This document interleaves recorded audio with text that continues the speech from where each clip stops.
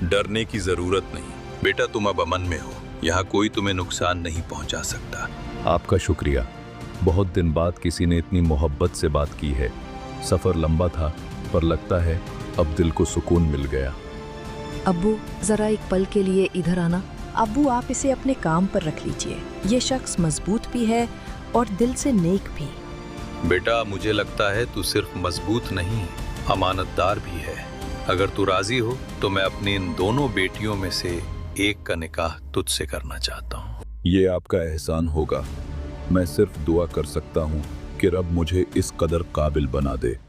इस निकाह की एक शर्त है बेटा, तू मेरे साथ 8 साल तक काम करेगा। अगर 10 साल पूरे कर दें तो ये तेरी मर्जी होगी। मैं कबूल करता हूँ। ये काम भी और ये रिश्ता भी दोनों मेरे लिए बरकत हैं। और यूं मूसा को एक नया घर मिला, एक रिश्ता मिला और एक नई जिंदगी, जहां से उनकी नबूवत के सफर की बुनियाद रखी गई। वो पूरा घराना दिन में मेहनत करता और शाम होते ही रब का शुक्रिया अदा करता।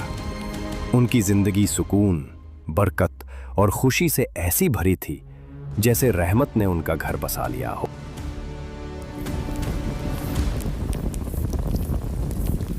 और जब मूसा ने अपनी मुद्दत पूरी कर ली तो वो अपनी बीवी के साथ मदियान से निकलकर मिस्र की तरफ रुख कर गए। बेशक सफर लंबा था, रात गहरी होती जा रही थी। मूसा और उनकी बीवी थकान और ठंड दोनों से लड़ रहे थे और उसी सर्दी भरी खामोशी में मूसा की नजर दूर एक पहाड़ पर पड़ी। दूर से एक आग का नूर उभर रहा था, जैसे अंधेरे में रहमत चमक उठी हो। और यूं मूसा धीरे धीरे उस आग के करीब पहुंच गए। हर कदम के साथ उन्हें महसूस हुआ जैसे कोई उन्हें अपनी तरफ बुला रहा हो।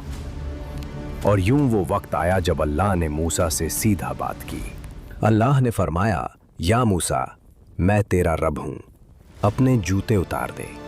तू मुकद्दस वादी तुवा में है और मैंने तुझे चुना है, तो मेरी बात को ध्यान से सुन। बेशक मैं ही अल्लाह हूं, मेरे सिवा कोई माबूद नहीं। तो मेरी इबादत कर और मेरी याद के लिए नमाज कायम कर। अल्लाह ने फरमाया, और तेरे हाथ में ये क्या है मूसा? रब, ये मेरी असा है। और अल्लाह ने फरमाया, उसे जमीन पर डाल दे मूसा। फिर जब उसने उसे डाला तो वो एक सांप बन गया जो तेजी से हिल रहा था। अल्लाह ने फरमाया, उसे पकड़ ले और डर मत, हम इसे फिर अपनी पहली हालत में लौटा